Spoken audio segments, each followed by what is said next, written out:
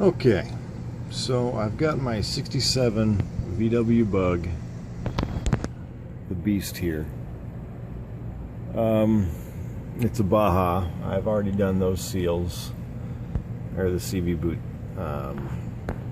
And I found the other day, I parked and there was oil coming all the way down past you can see how messy it is. Everything down and then onto my tire. And I thought it was a brake issue. But I tore the tire off, got the drum off, and figured out that my pads are pretty much shot. You can see all this just crap on here. You know, everything these guys, I forget what the hell they're called. I'm going to call it the pusher for now. I know that's a wrong term.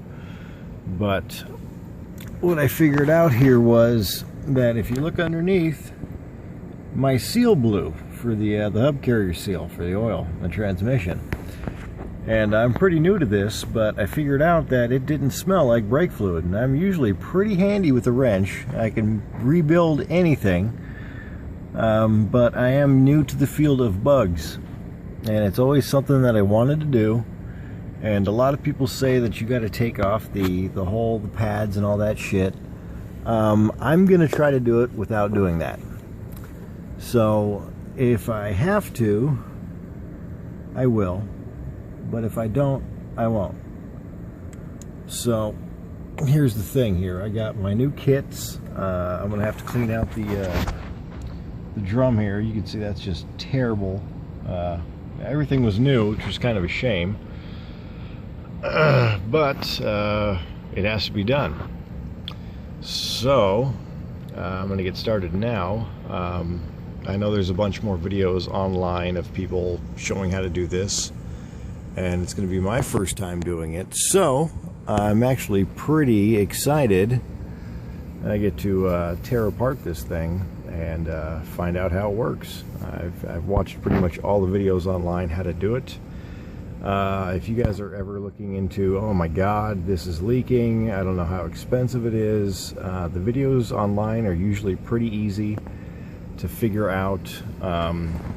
You know, there's a lot of good videos. One guy's got a 1, 2, or 3 or 4 part series on how to do it and everything to do it. He's from the UK, but I'm gonna do it, and we'll see how it goes. So more to come. All right. So where I'm at right now, I already loosened these guys up. I don't know if you want to use an extension. I chose to use the without the extension, just the brain fart. Just the socket and the wrench. No extension to begin with, because these bolts, I don't know if you can see, they are pretty short. So yeah, I mean, I don't know, you want to use a 14 millimeter. Get them all undone. I wouldn't recommend using an impact. These are pretty old bolts, and if you snap a head off of one, good luck.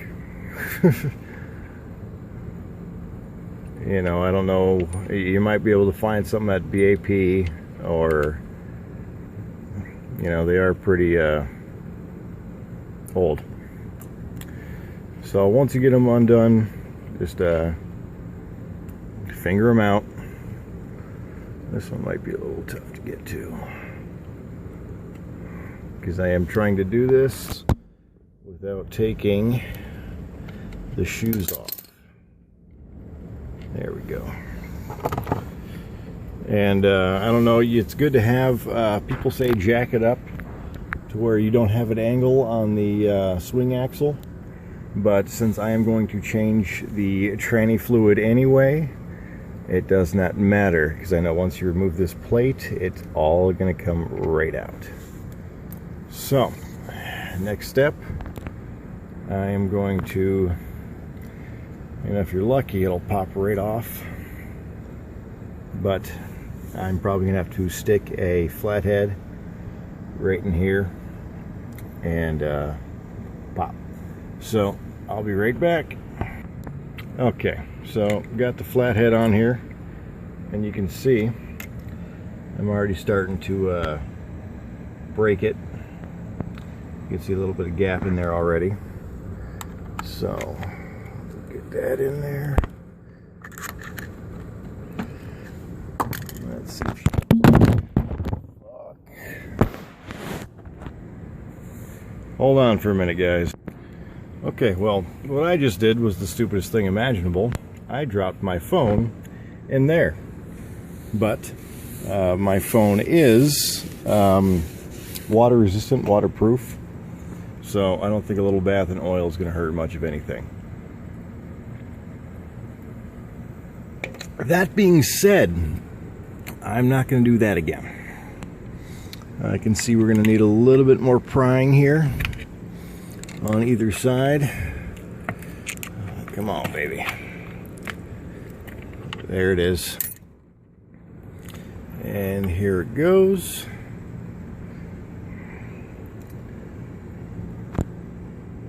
There's the seal. I'm going to take this out, re-grease it. Now, let's see if we could find our problem here. I'm going to take this old O-ring off. I don't know if it's torn. Looks pretty good. Toss that in there.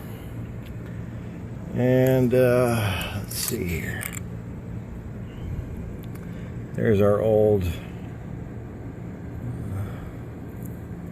It's got a nice little groove in it right there. I don't know if you guys can see that, but right there is deformed. And I guarantee you that is my problem. So I am going to clean everything up real good. Oh, there we go too. I didn't even notice. Check that out. That was chewed all to hell. So make sure you guys, if you're doing this on your own without any prior mechanical experience or mechanics experience, try to get this right. Go by the book. Don't force anything. If anything starts getting binded up or you get frustrated, go take a break, you know, or else you're gonna end up spending money and just do it again. So, you know, just try to do it the best you guys can on your own. I mean, this looks like a job that a previous mechanic had, you know, given his best shot at, and it didn't work out too well. You can see how deformed that O-ring is. So that's actually supposed to be perfectly round. And this piece, I'll wipe it off real quick. I told you guys I had found that. Where is it here? That mark in it. It's actually pretty marred up on all sides. I don't know if you guys can see that too. That's pretty rough right there.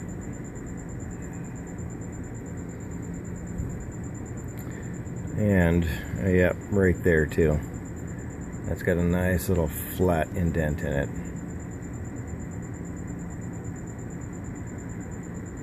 Yep, right there. So I'm gonna put you on pause here, and we're gonna put it all back together. But before you want to do anything, you want to clean all that shit, all that crap off. Get everything you possibly can out. Make sure you get these off. Yeah, look at that. Not good anymore. So we're gonna have to, let's get those lined back up there. Gonna have to clean everything back up. Make sure you don't have any grooves or gouges, you know. But everything looks, besides that chewed up shit from the O-ring, looks like we're doing okay. Alright, back in a few. Alright, well, took a little break, cleaned up my phone some more. Where are you? Here's the new rebuild kit: cotter pin, seals, paper gaskets, washers again. This is actually the biggest seal in here. That goes, where are you? You guys are gonna flip this over. Now, this comes straight out. You know, it's always good to re-grease this. Clean it up real good. Put that over there for now. Now, what you're gonna do is you're gonna tap this out. Since oil was getting by this anyway, I'm gonna have to replace it. This thing right here, solid. If you want to get like a hole pin and just gently tap it, you know, I'm gonna set it down, preferably on a block of wood, and just work your way in a circle, just all the way around. Use your rubber mallet, preferably, and just tap, tap, tap, tap, tap, tap, tap, tap. You don't want to get it too cockeye; it won't come out right. You don't want to mar anything up. This right here, you don't want to, you know, God forbid you make any grooves in it. But if you do, you know, clean it up real good. Get your brake cleaner, spray everything out, clean it real good. And if you do make any marks, just lightly, the finest, maybe even, I wouldn't even say sandpaper, but, you know, maybe even a polishing wheel, something. Just, you don't want any grooves in there. I mean, whatever you guys use is up to your own preference. You know, I just want to put this back together correctly and have no more issues. You want to clean this surface too. You can see somebody at one point in time, I don't know if you can get in there, somebody at one point in time was really working it. And you know, a lot of these kits come with these seals that have the hole in it. That's for oil. But mine, as you can see, does not have one.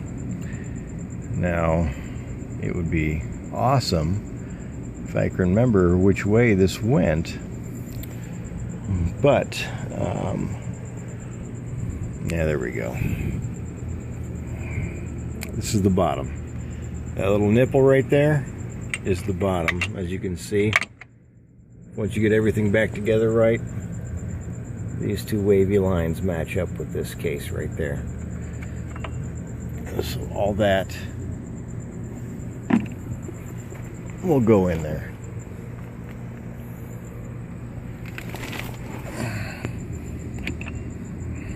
So I'm going to be back in a few seconds. I'm going to tap this out and we'll be right back. Okay, I didn't want to go get my pin or, you know, punch. So what I ended up doing was taking, what is this? It's an H12, 12 millimeter Duralast hex, and using just the side light taps, popping it all the way around. And now my next step is to clean it, put the new one on. Alrighty, be back in a second. Alright, as you can see, this is cleaned out, got everything off, but as you can see, somebody at one point in time got in there good. So I'm not going to worry about that right now. I'll put some extra grease on it. I'm getting ready to put the new ring back in. And just if you're wondering, this side, this is the old one, faces in. And they're not fun getting back in. Just to let you know, don't abuse them.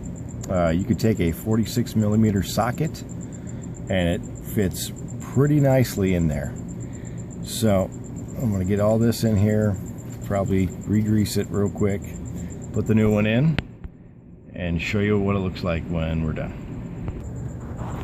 Okay, so I greased this, lightly greased. You know, if you over grease it, whatever, not a huge deal. And you know, it helps with sealing, and not to mention, excuse me, it helps with throwing it in there. Now, since some VW people, or different models, excuse me, have you know, it's just different stuff.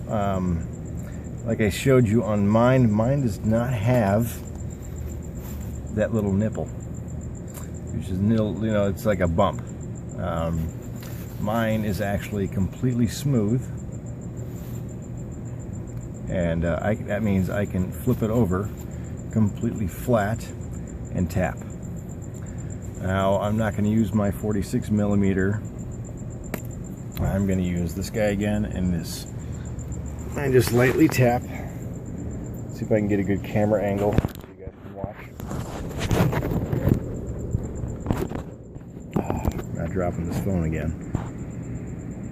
All right.